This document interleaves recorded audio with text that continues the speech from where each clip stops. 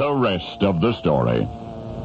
He was a New York City boy who wanted to become a Wild West lawman. He ran away from his Brooklyn home at 13. He made his way west by freight train and worked on cattle ranches for a while, even joined a circus as a roustabout. But then in 1919, he was passing through Homer, Nebraska, and he liked what he saw and decided to stay.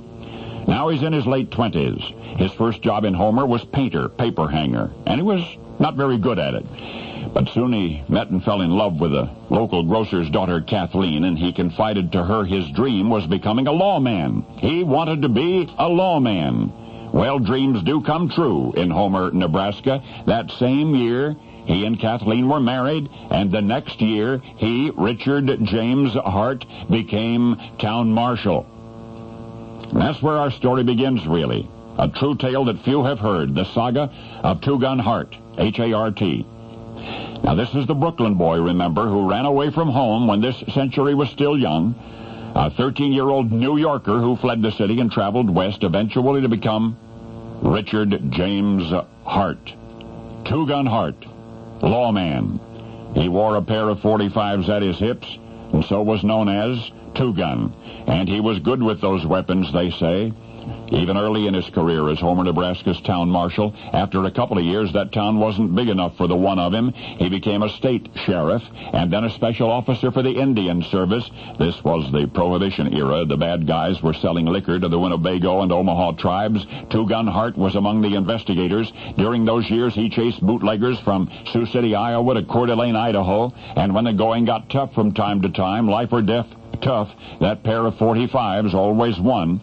And when Prohibition ended, he was reappointed town marshal in Homer, Nebraska. A few years later, he hung up his guns. He'd already lost one eye in a fight, and soon the other eye was starting to bother him. It was said that once upon a time he could shoot the cap off a beer bottle at 100 feet. But in 1952, when he died of a heart attack in Homer, he was totally blind. Subsequently, the heroic reputation of Richard James Two-Gun Hart, well, it suffered somewhat.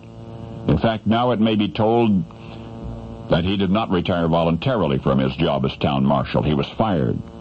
It was discovered that he had used local store keys, with which he had been entrusted, to steal things.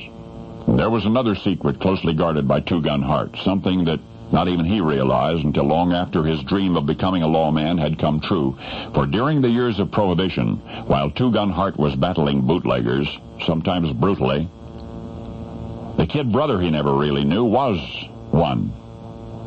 The kid brother was a bootlegger. And when at last this lawman had failed as a lawman, he was caught stealing and kicked out, he was flat broke.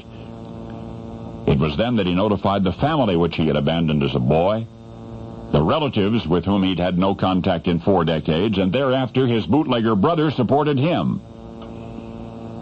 The former town marshal now is supported by his bootlegger brother. You see, Richard James Hart was a name that he had chosen for himself because, well, he thought it sounded more like the name of a Western hero than his own real name, which was Vincenzo Capone. Capone. Oh, yes, you've heard of his kid brother Al. Only now you know the rest of the story.